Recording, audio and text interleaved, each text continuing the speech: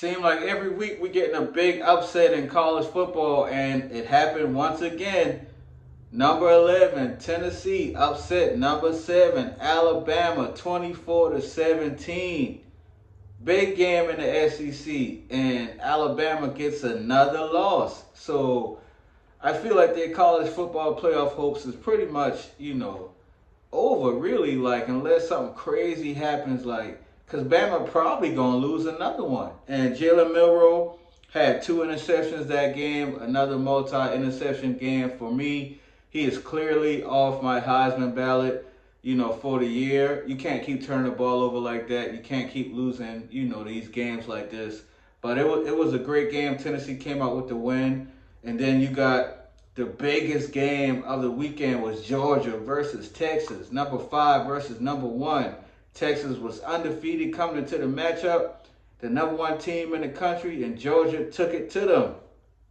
Georgia took it to them. Won the game 30-15. Doubled them up. And Carson Beck, another one that was at the bottom of my Heisman watch list, he threw 3 interceptions. So Carson Beck is firmly off my Heisman watch list. But Georgia got the big win versus Texas. A big game, big SEC implications, big matchup. And the game wasn't really pretty, to be honest. Like, it was a lot of turnovers in the game, but Georgia ran the ball really well. Trevor Etienne had 3 rushing touchdowns. They controlled the line of scrimmage, and they kind of showed everybody like don't forget who we are as Georgia Bulldogs, and they dominated the game from start to finish. And so that was a great win for Georgia. That was not a great game for Texas, but there's still a lot of season left, and both of those teams will probably make the college football playoff still. Um, and then my Fighting Irish, 31-13 over Georgia Tech, which was a very, very good win in my eyes. I was kind of worried about this game. Georgia Tech is a really good team. You know what I'm saying? Shout out to Big Cuz, Coach Peoples. He coaches the defensive backs for Georgia Tech. What's up, fam?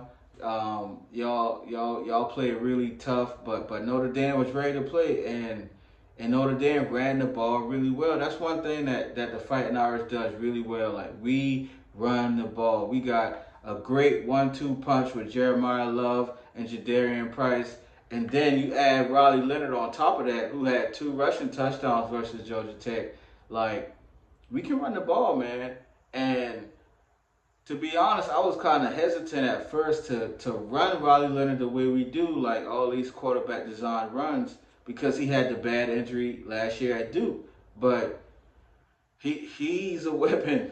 He's a weapon running the ball. And so as long as we can continue to time it up and scheme it up the right way and don't overdo it, because you always got to have a slight concern when you have a quarterback with a major injury from running the ball. Like, you got to be kind of aware of that. But we played good. The defense was solid, and Notre Dame, played really well. And so next week Notre Dame has Navy. We're 11.5-point favorites as of now. Navy is actually undefeated. They have no losses on the season.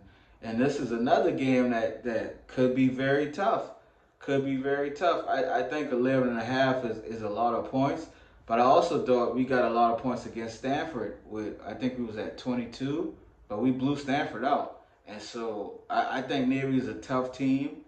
It's Navy, so people might not give them the respect that they deserve. But as a Notre Dame guy, I know that these matchups, with Navy, with Army, with Air Force, like, they be tough matchups. And so I'm not taking them for granted at all. I'm not taking them lightly. Hopefully the Fighting Irish are locked in and we can get that dub.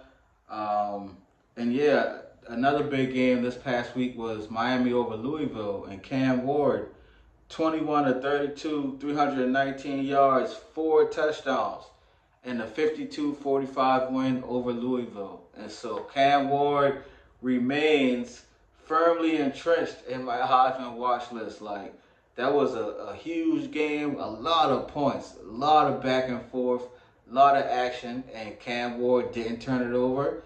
he played well and he led his team to victory. So Miami is still undefeated.